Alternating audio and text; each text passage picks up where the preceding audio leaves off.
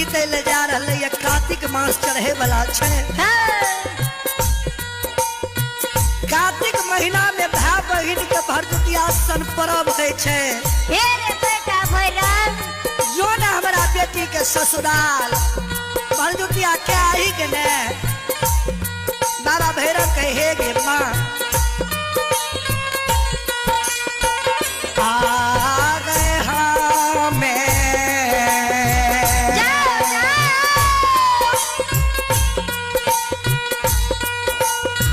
नहीं है जाइबो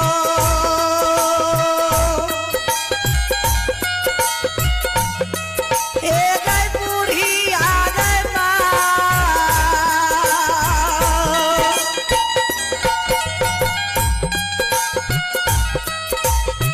माइयो गे बहिनी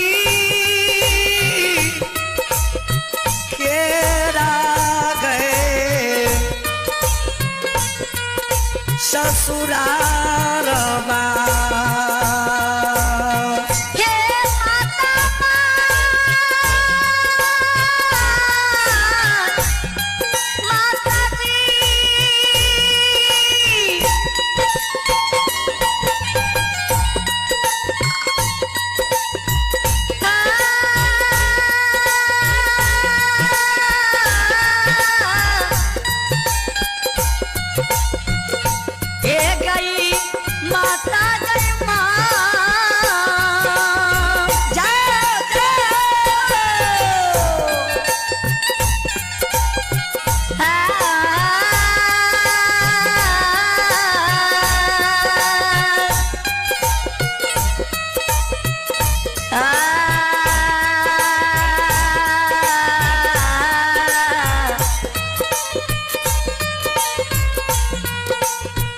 ए गई गुड़िया गई माँ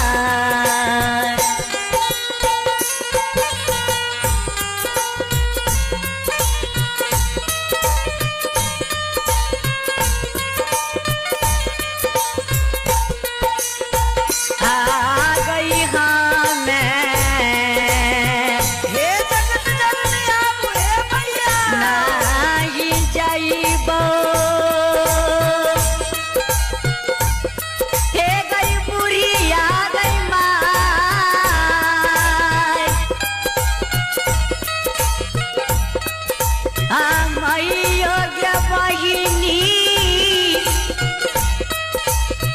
केरा गई ससुराबा हे ससुराबा।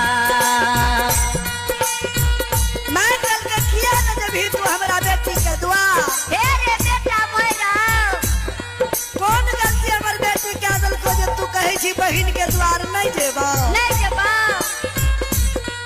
बाबा भैरव कहे हे गे माँ बहिन के गांव में बहिन के ननंद सब रहे छे। हमरा से चौल मजाक कर दो हम नहीं जेबो बहिन के ससुराल। बाबा भैरव के माँ कहे तोरा बहिन के ससुराल जाइए टपर तो। बाबा कहे भैरव कहे माँ सुन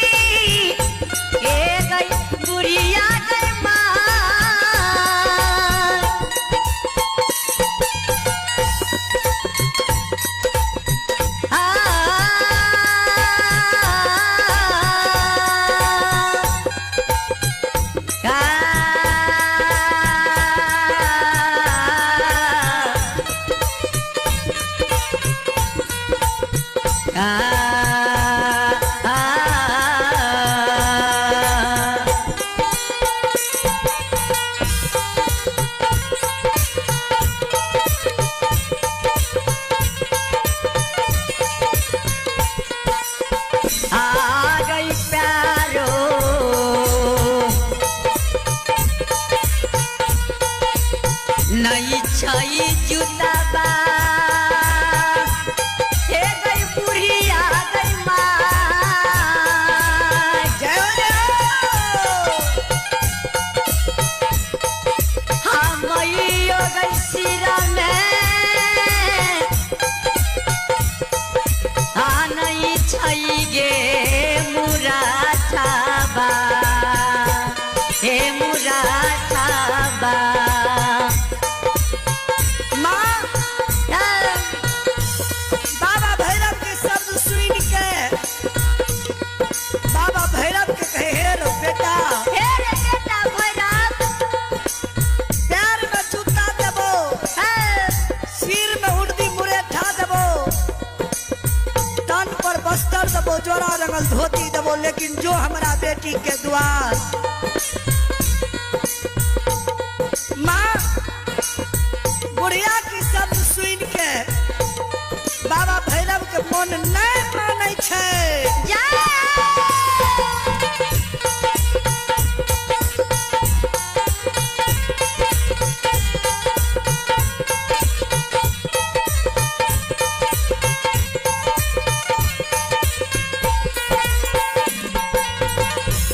माँ जे कहलकै न सब चीज देबो तोरा चाहिए पड़तो बाबा भैरव कहे माँ के सुन आ गए कुटही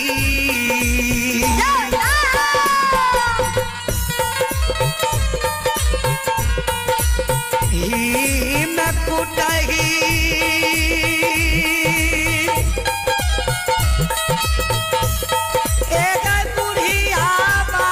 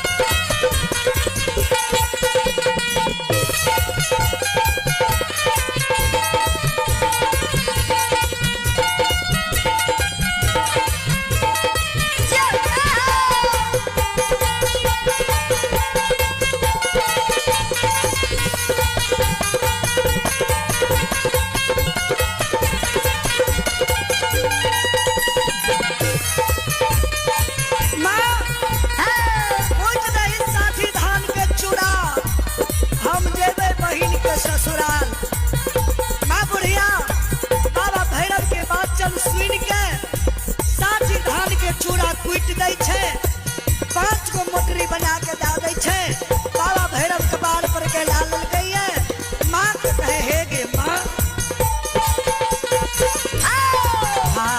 गे माँ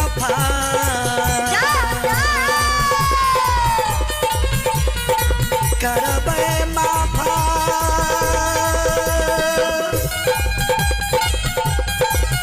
हे ये बूढ़ी आये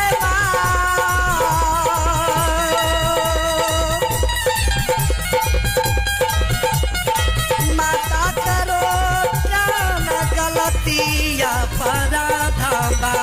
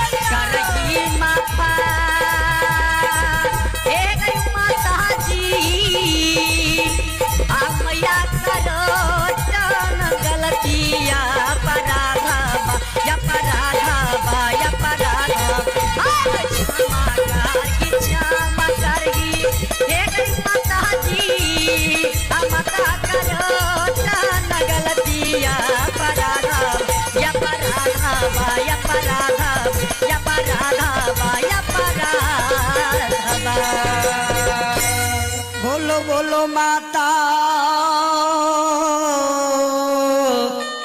भगवती की जय।